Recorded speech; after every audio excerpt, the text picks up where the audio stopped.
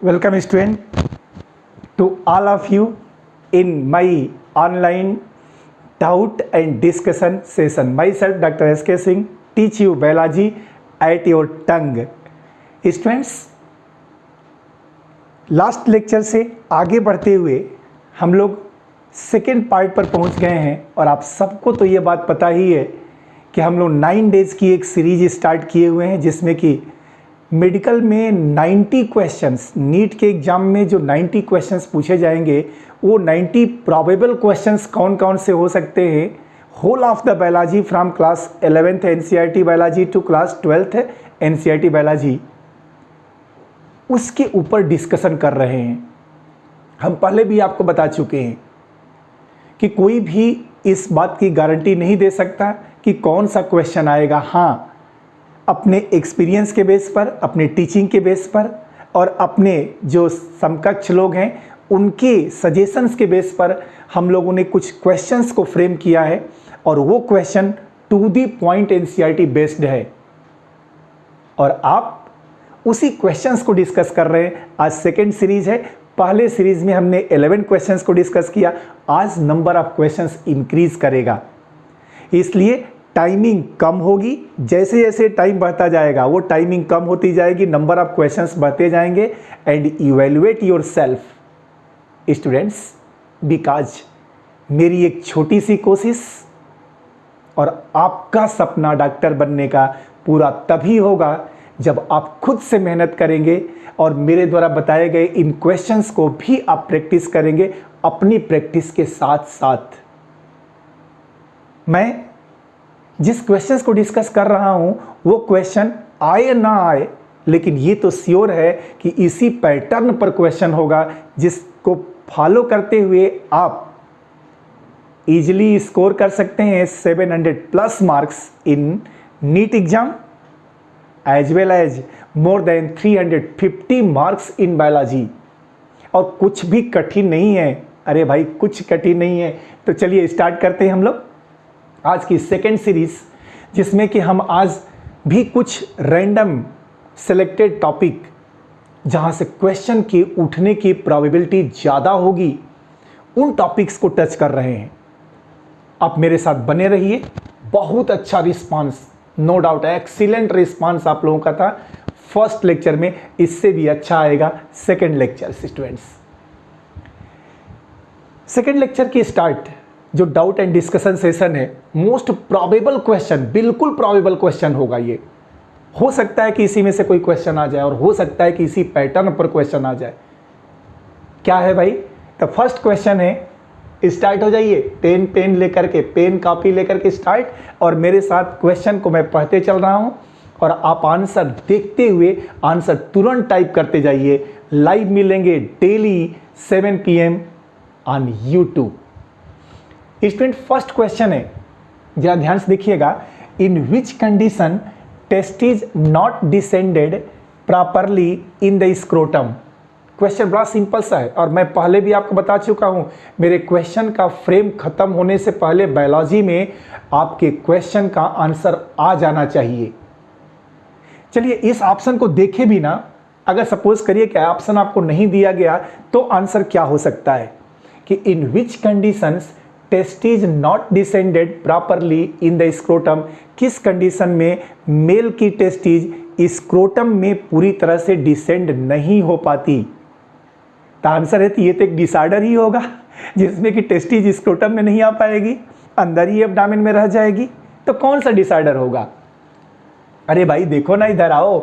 First option है inguinal hernia, second option है क्रिप्टार्किडिज्म, third option है आर्कियोपेक्सी, फोर्थ ऑप्शन है कैस्ट्रेक्शन। पहले तो सबका मीनिंग आप समझ लीजिए।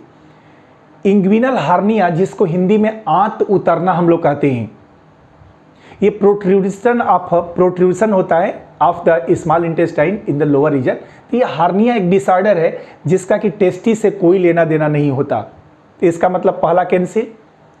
अब हमारे पास बचता क्या है? आंसर आपका आ जाना चाहिए सेकेंड क्रिप्टार्किडिज्म। अरे यही तो वो कंडीशन है जिसमें कि एक मेल के अंदर जब एम्ब्रियोनिक डेवलपमेंट होता है तो जन्म एम्ब्रियनिक डेवलपमेंट के ही आगे डेवलपमेंटल प्रोसेसेस में एब्डामेन की बनी हुई टेस्टिज इंग्विनल कैनाल से नीचे उतरती है स्क्रोटम में, और नहीं उतर पाती तो उस डिसऑर्डर को हम क्रिप्टार्किडिज्म कहते हैं। So answer is clear, the answer is cryptorchidism. हमने समय दिया है रिएक्शन टाइम, लेकिन बायोलॉजी में उतना रिएक्शन टाइम मस्ट है और उसमें आपको आंसर आ जाना चाहिए। नहीं आएगा कोई बात नहीं, प्रैक्टिस करते चलेंगे हम लोग। थर्ड दिया है कि आर्कियोपेक्सी। अगर क्वेश्चन में आर्कियोपेक्सी है तो इसका क्या मतलब है? इसका मतलब ये है, ये एक सर्जिकल प्रोसेस है आर्कियोपेक्सी।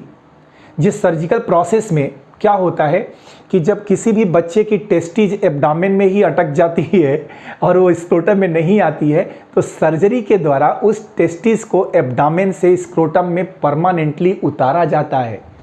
इसी सर्जिकल प्रोसेस को, मतलब क्रिप्टार्किडिज्म को ठीक करने के लिए जो सर्जरी की जाती है उसका नाम आर्कियोपेक्सी होता है। कैस्ट्रेशन, अरे ये तो आप लोग जानते हैं कि बुल्स एंड बुल्लाक्स वाले केस का क्वेश्चन बड़ा पॉपुलर क्वेश्चन है कि जो डोसाइल नेचर होता है, तो टेस्टिस को क्रश कर देना, टेस्टिस को दबा देना जिससे कि टेस्टोस्टेरॉन हार्मोन का सिक्रीशन कम हो जाए, गैमिट का फॉर्मेशन ना हो पाए, ये कैस्ट्रेशन कहलाता है। तो पहला क्वेश्चन फाइनल। आइए सेकंड क्वेश्चन की तरफ बढ़ जाते हैं हम लोग।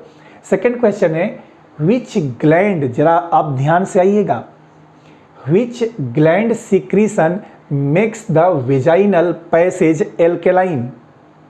ह्यूमन की फीमेल में किस ग्लैंड का सिक्रीशन वेजाइनल पैसेज को एल्केलाइन बनाता है? टाइम दिया मैंने 1 2 3 4 5 6 7 8 9 10। आंसर आ जाना चाहिए। देखिए ऑप्शन क्या दिया गया, Cowper's gland first option, second दिया गया है Bartholin's gland, third option fallopian tube, और फोर्थ दिया गया है फोरचेटी। क्या होगा भाई? सुनिए, काउपर्स ग्लैंड जिसको कि हम लोग बल्बो यूरेथ्रल ग्लैंड भी बोलते हैं, आप लोग पता होगा मेल के टेस्टिज में होता है। क्या ये ग्लैंड फीमेल के वेजाइनल पैसेज को एल्केलाइन बनाती है? आंसर है नहीं, ये तो नहीं बनाती। इसका मतलब पहला ऑप्शन नहीं होगा। तो फिर आप क्या बचता है? सेकेंड ऑप्शन को देखिए, सेकेंड ऑप्शन कहला बर्थोलिन्स ग्लैंड। हाँ यही तो है जो वेजाइनल एपर्चर के चारों तरफ पाई जाती है और इसी के सिक्रीशन की वजह से वेजाइनल पैसेज एल्केलाइन हो जाता है। तो इस Cowper's gland, Bartholin's gland, fallopian tube और फोरचेटी, इन चारों में से Bartholin gland is the right answer for this question कि कौन सी ग्लैंड फीमेल वेजाइनल पैसेज को एल्केलाइन बनाती है। तो आंसर क्या हो गया students? The answer is Bartholin's gland. आपका समय कम से कम लगे बायोलॉजी में, इसलिए मैंने क्वेश्चन को पहले से ही फ्रेम कर दिया है। थर्ड क्वेश्चन पर आ जाइए, तीसरे क्वेश्चन पर। थर्ड क्वेश्चन क्या कहता है? कहता है which of the following is common to both labia majora and scrotum. अब आपको बताना है कि कौन सा ऐसा स्ट्रक्चर कॉमन है। मैं मिटा देखिए ढक लेता हूं। कौन सा स्ट्रक्चर कॉमन स्ट्रक्चर है जो लेबिया मेजोरा, देखिए दिया है ना, बोथ लेबिया मेजोरा और स्क्रोटम दोनों में होता है। ऐसे कॉमन स्ट्रक्चर को सर्च करिए जो लेबिया मेजोरा में भी प्रेजेंट है और स्क्रोटम में भी प्रेजेंट है। कौन सा ऐसा स्ट्रक्चर है? फिर option option option option option. Answer आया नहीं आया? ऑप्शन देखिए, Cowper's gland, glands penis, sebaceous gland, सब क्यूटेनियस कनेक्टिव टिश्यू। क्या आंसर होगा? मैं ऑप्शन छोड़ देता हूं आपके लिए। काउपर्स ग्लैंड लेबिया मेजोरा और स्क्रोटम में कॉमन है, या ग्लैंड्स पेनिस कॉमन है, या सीबेसियस ग्लैंड दोनों में कॉमन है, या सब क्यूटेनियस कनेक्टिव टिश्यू दोनों में कॉमन है। तो स्टूडेंट आंसर है कि काउपर्स भी कॉमन नहीं है। ग्लैंड्स पेनिस तो खैर मेल में होता है, इसका एनालॉगस स्ट्रक्चर क्लीटोरिस फीमेल में होता है। तो अब यहां पर सिर्फ क्या बचता है हमारे पास? सीबेसियस ग्लैंड जो वैक्स का सिक्रीशन करती है, यह स्क्रोटम और लेबिया मेजोरा दोनों में कॉमनली पाया जाता है। तीसरा क्वेश्चन हो गया आपके सामने। चौथे क्वेश्चन में देखिए, चौथा क्वेश्चन है बहुत ट्रिकी क्वेश्चन है। क्या? पूरी प्रोसेस को एक छोटे से सेंटेंस में घुमा दिया गया है एनसीईआरटी के टर्म में। कैसे? Acrosome formation in spermatogenesis occurs in which stage? Spermatogenesis is the process of sperm formation in testes. सबको पता है कि मेल सेक्स ऑर्गन टेस्टिज में स्पर्म के फॉर्मेशन को स्पर्मेटोजेनेसिस कहा जाता है। अब यहाँ क्वेश्चन कुछ अलग कह रहा है कि स्पर्मेटोजेनेसिस में जो स्पर्म बनता है उस स्पर्म का एक्रोसोम का फॉर्मेशन स्पर्मेटोजेनेसिस की किस स्टेज में होता है? ऑप्शन सुनिए। पहला ऑप्शन है फर्स्ट मियोटिक डिवीजन के समय होता है। सेकंड कह रहा है ग्रोथ फेज के समय होता है। थर्ड कह रहा है सेकेंड मियोटिक डिवीजन, अगर फर्स्ट में नहीं होता है तो सेकेंड डिवीजन में होता है। या फिर कह रहा है स्पर्मियोजेनेसिस के समय स्पर्म के अंदर एक्रोसोम का फॉर्मेशन होता है। तो आंसर है भाई फर्स्ट में तो नहीं होगा, क्योंकि फर्स्ट में सेकेंडरी स्पर्मेटोसाइट बन जाते हैं, उसमें कहाँ से एक्रोसोम आएगा। सेकेंड में भी नहीं हो सकता।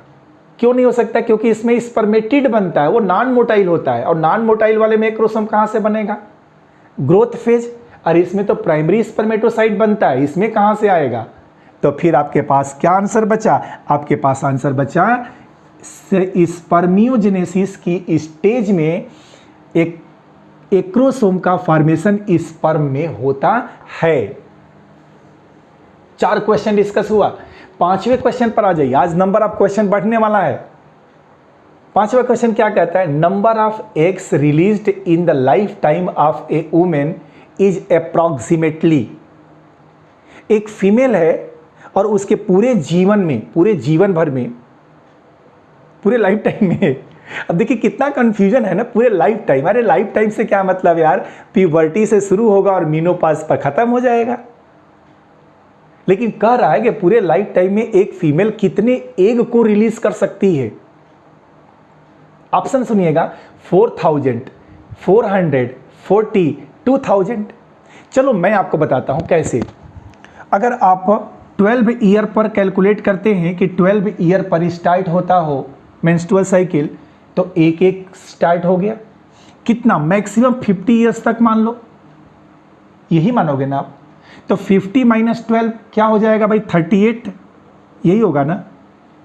अब 38 ईयर्स है और एक साल में हर महीने एक ओवा का निकलना है भाई, एक ही एग निकलेगा ना हर महीने। तो इसका मतलब 38 × 12, लगभग कौन सा आंसर आएगा? आंसर है अप्रॉक्स ही कह रहा है ना, क्योंकि थोड़ा कम ज़्यादा तो हो सकता है। अरे ये तो 4000 होगा ही नहीं, दिए भी नहीं होगा, 40 तो संभव ही नहीं है। बचा क्या? 400। तो एक वुमेन अपने फर्टाइल पीरियड में प्यूबर्टी से मीनोपॉज के बीच में कितने एग को रिलीज कर सकती है? आंसर मिलेगा अप्रॉक्स 400 स्टूडेंट्स। देखिए हमने एक टॉपिक सेलेक्ट किया और एक टॉपिक में आप बिल्कुल निश्चिंत हो जाइएगा कि अगर क्वेश्चन इस टॉपिक से आया तो इन्हीं क्वेश्चंस के फॉर्मेट में ही कोई ना कोई क्वेश्चन होगा, और आपको क्वेश्चन की फ्रेम कंप्लीट होने से पहले आंसर देना है, और आप दे भी रहे हैं, बहुत अच्छी बात है ये। कुछ स्टूडेंट्स थोड़ी मेहनत को बढ़ाएं जिससे कि अच्छा आ जाएगा रिजल्ट। और किसी भी हाल में सिलेक्शन तो लेना है, लेकिन इस बात को ध्यान रखते हुए कि आपका नंबर 700+ में जाए नीट में, तब न एक अच्छा मेडिकल कॉलेज मिलेगा, और अच्छा मिलेगा तो अच्छा होगा। आइए इसके क्वेश्चन के बाद से हम लोग थोड़ा माइंड को चेंज करते हैं। करिए चेंज अपने माइंड को, और देखिए क्या होने वाला है, एक मैजिक होने वाला है। माइंड को चेंज करने के साथ एक मैजिक स्टार्ट हो जाएगा स्टूडेंट्स। हाँ जी स्टूडेंट्स, देखा मैजिक आपने? क्या कुछ मैजिक समझ में आया? अरे लुक ऑन द बोर्ड, इस बोर्ड को देखो। अभी पहले कुछ और था और अभी कुछ और दिख रहा है। क्या दिख रहा है? क्वेश्चंस बदल गए। This is the magic. और यही आपको माइंड को चेंज करना है। एक क्वेश्चन आपने पढ़ा, इसके बाद से दूसरे टॉपिक का दूसरा क्वेश्चन हो, तो फटाफट अपने माइंड को चेंज करना है बिना समय गंवाए। आइए इस चेंज मैजिक के क्वेश्चंस को देखिए, which is most probable for upcoming NEET exams. The question number 6, which among the following is a feature of fluid filled एल्ब्यूलाई। क्वेश्चन सुनिएगा, कुछ डिजीज का नाम बिना डिजीज के ऑप्शन को देखते हुए बताइए कि कौन सा ऐसा डिजीज है जिसमें कि ह्यूमन के लंग्स का एल्ब्यूलाई फ्लूइड से भर जाता है। 10, 9, 8, 7 ऐसे काउंट करते हुए आंसर आ जाना चाहिए। ऑप्शन सुनिए, नहीं आया तो first amoebiasis, second pneumonia, third ascariasis, fourth typhoid. Amoebiasis का सिम्टम क्या है? तो आंसर है अमीबियासिस में अबीबिक डिसेंट्री होता है और इंटेस्टाइन अफेक्ट होती है। तो फिर तो एल्ब्यूलाई वाला क्वेश्चन का आंसर नहीं होगा, छोड़ दीजिए उसको।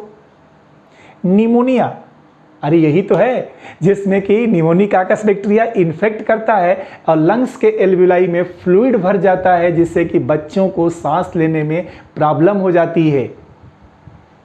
नेल टर्न, ये जो ब्लूइश कलर का होने लगता है, यही डिजीज है जिसमें कि लंग्स के एल्ब्यूलाई में क्या भर जाता है? फ्लूइड भर जाता है। Then the answer is pneumonia. Ascariasis में फिर अगेन इंटेस्टाइन अफेक्टेड होगा। और टाइफाइड में आपको पता ही है कि ये सस्टेन्ड हाई फीवर की केस होती है, कॉन्स्टिपेशन की प्रॉब्लम होती है, वीकनेस आता है। तो वो तो एक अलग केस होता है, साल्मोनेला टाइफिनूरियम के द्वारा इन्फेक्शन होता है टाइफाइड का।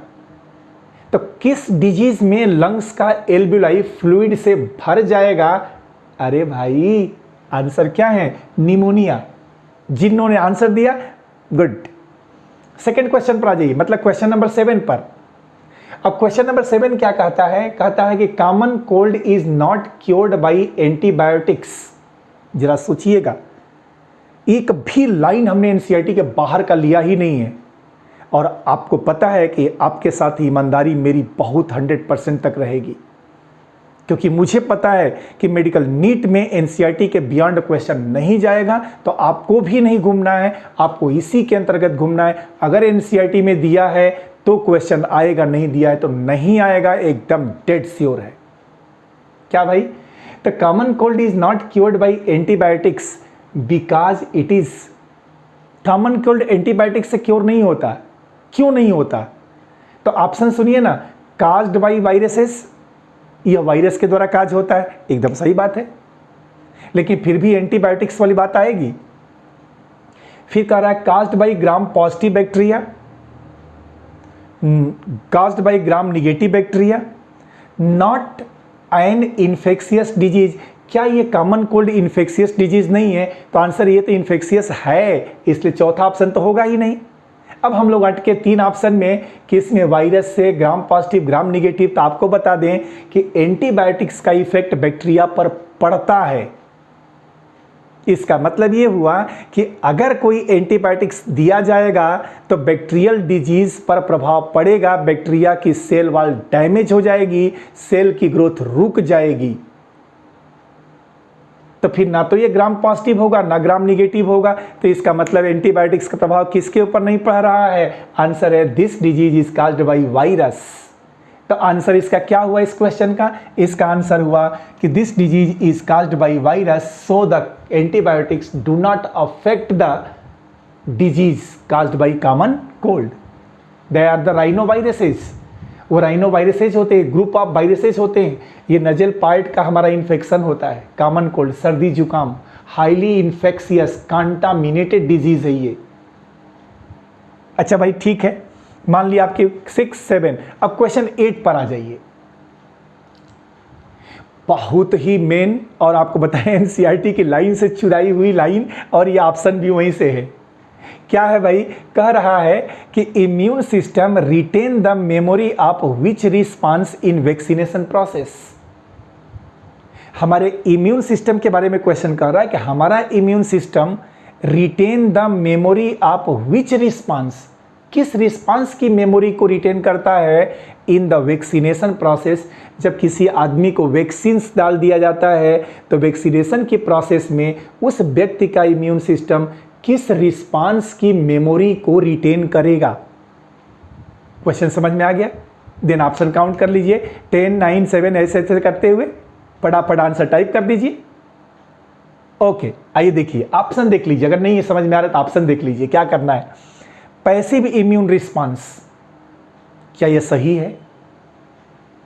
अगर सही है तो फिर छोड़ दीजिए, नहीं सही है तो आगे बढ़िए। प्राइमरी इम्यून रिस्पांस, क्या ये सही है? सेकेंडरी इम्यून रिस्पांस, क्या ये सही है? या ऑल ऑफ द अबव, ऊपर के तीनों सही हैं? तो आंसर है ना, तीनों तो सही नहीं है। ये जो प्राइमरी इम्यून रिस्पांस है यही होता है कि जैसे ही हम वैक्सीन्स को बॉडी में डालते हैं तो हमारा इम्यून सिस्टम वैक्सीन को एंटीजन मान बैठता है और उसको मारने के लिए अपने अंदर एंटीबॉडीज बनाता है। फिर वह एंटीबॉडीज उस वैक्सीन के एंटीजन को किल करती है और उसके द्वारा प्राइमरी इम्यून रिस्पांस क्रिएट होता है। उस प्राइमरी इम्यून रिस्पांस जो फर्स्ट एनकाउंटर में हुआ उसकी मेमोरी को इम्यून सिस्टम रिटेन कर लेगा और भविष्य में उस वैक्सीन वाला एंटीजन यदि इन्फेक्शन करेगा तो रिटेन्ड मेमोरी, मतलब प्राइमरी की retained memory secondary immune response create करेगी। तो वैक्सीनेशन में इम्यून सिस्टम किसकी मेमोरी को रिटेन किया? आंसर है प्राइमरी इम्यून रिस्पांस का किया। मैं थियरी डिस्कस नहीं कर रहा हूं। आपको थियरी चाहिए देन आप जाइए शिवानुजा ट्यूटोरियल्स के अलग वीडियोस में हमने पूरी थियरी दे रखी है। कुछ और भी टॉपिक ऐसे लगते हो कि नहीं उसकी थियरी आपको क्लियर करनी है for upcoming NEET exam, then write me, मुझे लिखिए, मैं आपको वो वीडियो बना करके, जो भी थियरी के वीडियो होते हैं वो शाम को 5 बजे रिलीज होते हैं, इवनिंग 5 PM। और जो लाइव ये सेशन चल रहा है special focus on those questions which are probable questions for NEET exam, वो शाम को 7 बजे ऑन यूट्यूब लाइव हूं मैं आपके साथ। क्वेश्चन नंबर 8 भी आपने देख लिया। क्वेश्चन नंबर 9 को देखिए, क्या कह रहा है कि which of the following act as physiological barrier. अरे भाई ये तो पढ़ा है हम लोगों ने कि इम्यून सिस्टम के 4 बैरियर्स हैं। कौन कौन से? फिजिकल, फिजियोलॉजिकल, सेलुलर और साइटोकाइन बैरियर। तो आप बताइए कि नीचे दिए गए ऑप्शन में से कौन सा ऑप्शन ये प्रूफ कर रहा है कि ये फिजियोलॉजिकल बैरियर होगा? पहला ऑप्शन टीयर्स, दूसरा मोनोसाइट, तीसरा स्किन और चौथा देखिए ना, चौथा क्या कह रहा है? Epithelium of urinogenital tract. 4 option दिया गया, टीयर्स, मोनोसाइट, स्किन और इपिथीलियम ऑफ यूरिनोजेनिटल ट्रैक्ट। कौन सा ऑप्शन सही होगा? तो देखिए फिजिकल बैरियर में हम लोग क्या पढ़ते हैं? स्किन और म्यूकस मेम्ब्रेन पढ़ते हैं। फिजियोलॉजिकल बैरियर में क्या पढ़ते हैं हम लोग? टीयर्स पढ़ते हैं, बाइल पढ़ते हैं, एसीएल पढ़ते हैं। तो इसी में देखिए टीयर्स आया ना, तो टीयर्स कौन सा बैरियर है? फिजियोलॉजिकल बैरियर है भाई। तो आंसर क्या हो जाएगा इसका? फिजियोलॉजिकल बैरियर गिवन ऑप्शन के अकॉर्डिंग कौन सा होगा? तो आंसर है ये टीयर्स का होगा। कौन सा क्वेश्चन था ये? हम लोगों ने 9th क्वेश्चन को डिस्कस किया। अब आइए 10th क्वेश्चन को देखिए, थोड़ा दिमाग हिलेगा क्या? MHC सेकेंड, फर्स्ट नहीं कह रहा है, MHC second present on major histocompatibility complex second किस पर प्रेजेंट होता है? ऑप्शन सुनिएगा। ये टिश्यू मैचिंग का केस होता है बी लिम्फोसाइट के सरफेस पर, मैक्रोफेजेस के सरफेस पर, डेंड्रिक सेल के सरफेस पर, या सभी के सरफेस पर यह पाया जाता है MHC2। MHC1 होता है तो टी लिम्फोसाइट आंसर हो जाता। अगर 1 होता तो आंसर क्या होता? T lymphocyte. लेकिन यहां तो बात बदल गई। यहां क्या कह रहा है? MHC2 किसके सरफेस पर पाया जाता है? सोचिए, काउंटडाउन शुरू है। 10, 9, 8, 7, 6, 5, 4, 3, 2, 1, टाइम खत्म। आंसर है बी लिम्फोसाइट। यही तो है टिश्यू मैचिंग में। टिश्यू मैचिंग में अगर 1 रहेगा तो टी लिम्फोसाइट और 2 रहेगा तो बी लिम्फोसाइट। याद रखिएगा, 1 के लिए टी लिम्फोसाइट और 2 के लिए B lymphocyte. This is major histocompatibility complex. अगर ये मैच नहीं किया तो जो ट्रांसप्लांटेड ऑर्गन होगा वह रिजेक्ट कर दिया जाएगा किलर टी सेल के द्वारा। किसके द्वारा? किलर टी सेल के द्वारा। Okay student, come to the next point, question number 11। देखिए क्या है भाई, AIDS by HIV infect mainly, एक डिजीज होती है एड्स डिजीज, और ये जो एड्स डिजीज होती है उसके बारे में कह रहा है कि एड्स डिजीज मेनली किसको इन्फेक्ट करती है। इन ऑप्शंस के अकॉर्डिंग पहला दिया गया कि ऑल लिम्फोसाइट, क्या सभी लिम्फोसाइट को इन्फेक्ट करती है। दूसरा कह रहा है एक्टिवेटर बी सेल्स, क्या ये एक्टिवेटर बी सेल को इन्फेक्ट करती है जो कि एंटीबॉडीज को सिक्रीट करता है, जिसका दूसरा नाम प्लाज्मा सेल भी होता है। यह कह रहा है कि टी लिम्फोसाइट्स, T4 लिम्फोसाइट, क्या ये T4 लिम्फोसाइट को इन्फेक्ट करता है, या फिर कह रहा है कि साइटोटॉक्सिक टी सेल को करता है। मतलब यहाँ पर टी सेल में आंसर थोड़ा गड़बड़ाएगा कि ये T4 लिम्फोसाइट को या साइटोटॉक्सिक टी सेल को इन्फेक्ट करेगा। तो आंसर है ये सभी लिम्फोसाइट को तो इन्फेक्ट नहीं करता, ये हम लोग जानते हैं। एक्टिवेटर बी सेल तो एंटीबॉडीज को प्रोड्यूस करती है, बट उसके एंटीबॉडीज को प्रोड्यूस कराने में हेल्प करता है हेल्पर टी सेल, और उसी हेल्पर को तो ये किल करता है, क्या, एड्स का HIV वायरस। तो कौन सा आंसर होगा, आंसर होगा इसका, करेक्ट आंसर होगा T4 lymphocytes. T4 lymphocyte is the correct answer इसका। स्टूडेंट देखिए कितना सिंपल वे में आप बहुत कम समय में इन क्वेश्चंस को डिस्कस कर गए। अभी खत्म नहीं हुआ सेशन, ये नहीं कि 10 हो गया तो हो गया। आज मैंने बोला था क्वेश्चन का नंबर बढ़ेगा। Then again see the questions and wait for magic.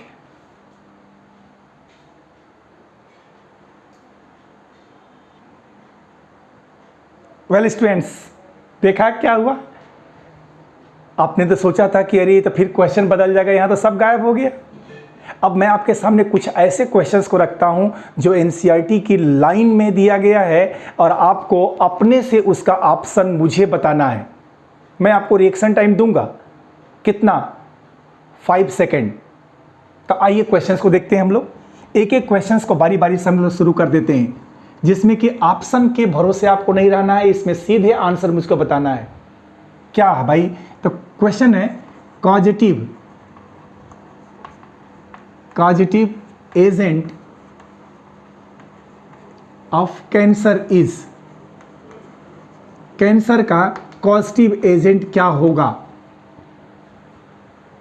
सोचिए इस क्वेश्चन का आंसर, भाई टाइम को काउंट डाउन करना है।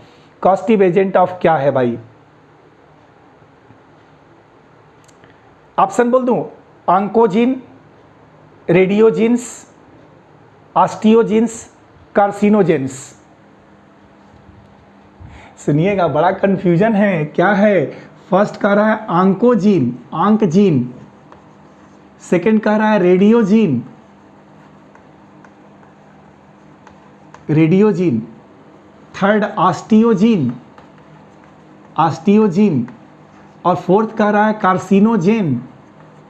अरे भाई ये तो आंसर अपने आप में पता चल गया क्या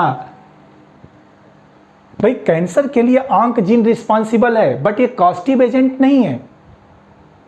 जीन इज रिस्पॉन्सिबल, लेकिन इसका कॉजेटिव एजेंट क्या होगा कैंसर का। तो आंसर है कि ये तो नहीं हो सकता रेडियोजीन, ऑस्टियोजीन। इसका आंसर करेक्ट होगा कि कार्सिनोजेन कुछ ऐसे केमिकल्स होते हैं जो कैंसर कॉजिंग एजेंट कहलाते हैं, and they are the causative agent. इस तरह के क्वेश्चन में जो स्टूडेंट ऑन्कोजीन की बात को लेकर घूमेगा वो परेशान हो जाएगा। ऑन्कोजीन से भी तो कैंसर होता है, अरे भाई होता तो है, लेकिन ऑन्कोजीन तो सुप्त जीन है ना, प्रो ऑन्कोजीन, उसको तो एक्टिवेट करने वाला कोई कॉजेटिव एजेंट चाहिए। और क्वेश्चन में क्या पूछ रहा है, कॉजेटिव एजेंट के बारे में कह रहा है, तो आंसर क्या हो गया इसका, कार्सिनोजेन। चलिए एक और क्वेश्चन आपके सामने मैं रखता हूं। क्वेश्चन है इसमें, cancer is treated through a combination of. एक और क्वेश्चन को सुनिएगा, ये आपके NCERT के लाइन से लिया हूं मैंने। क्या चीज भाई, cancer is treated through a combination of. अरे भाई NCERT खोल के तो देखो, यही लाइन है, कॉम्बिनेशन ऑफ, किस चीज के कॉम्बिनेशन से कैंसर का ट्रीटमेंट किया जाता है? बोलो भाई, cancer is treated with the combination of, किसके कॉम्बिनेशन पर?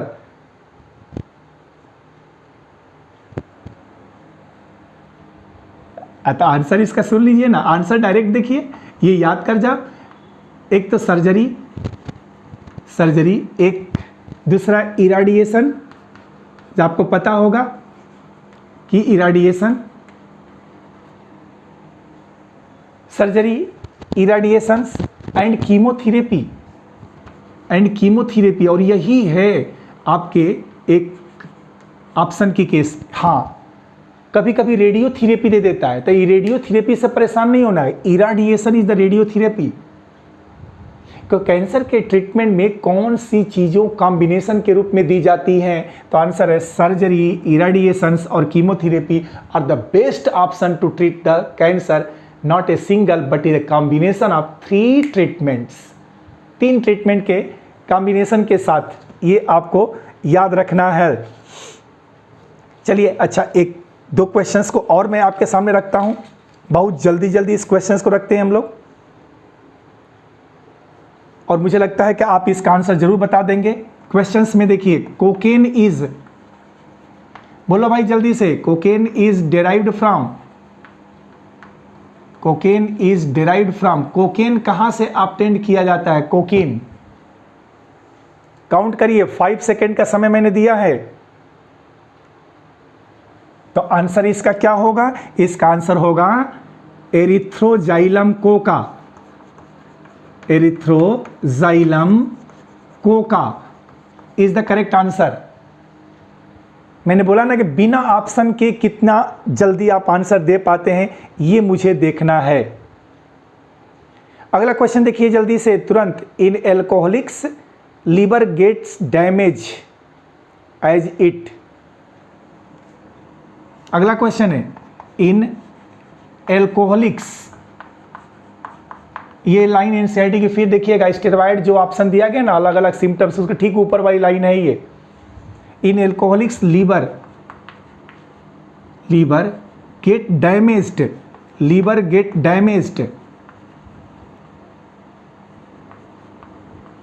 ड्यू टू, क्यों एल्कोहलिक्स में लीवर क्यों डैमेज हो जाता है?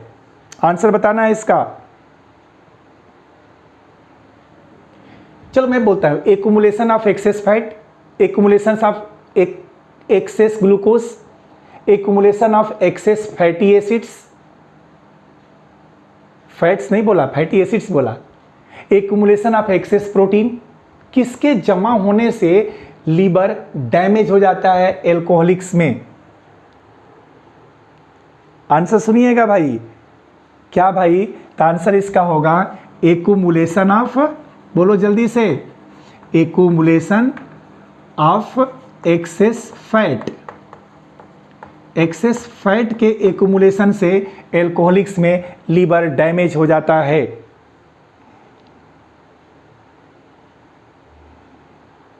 एक क्वेश्चन देखो आप लोग और भी, कैनाबिनॉइड्स नाम सुना होगा, cannabis sativa, cannabinoids are mainly known to affect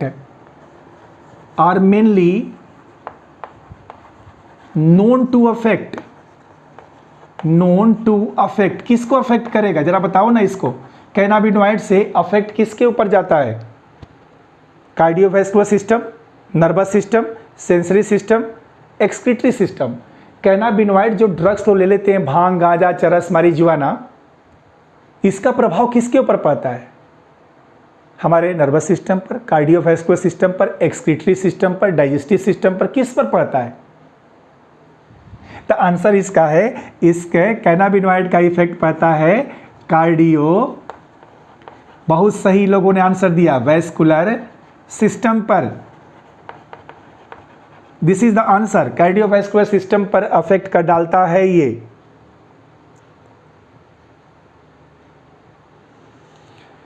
एक क्वेश्चन और आपके सामने रखता हूं, देखो जरा ध्यान से क्वेश्चन। एलएसडी मैरिजुआना, चरस, CHARAS, चरस। LSD, मैरिजुआना, चरस एंड गांजा आर, चरस एंड गांजा, GANZA, गांजा आर, ये क्या है? ये खाने का कोई सामान है क्या? LSD वगैरह, जरा बताओ तो हमको। मतलब नारकोटिक्स में आएगा, हेल्यूसिनोजेंस में आएगा, डिप्रेसेंट में आएगा, स्टिमुलेंट में आएगा, किस में आएगा ये? LSD, मैरिजुआना, चरस और गांजा किस में आएगा? डिप्रेसेंट, स्टिमुलेंट, नारकोटिक्स या हेल्यूसिनोजेंस? अरे बिल्कुल सही, आंसर क्या है? हेल्यूसिनोजेंस में आएगा ये। इसका आंसर होगा हेल्यूसिनोजेंस।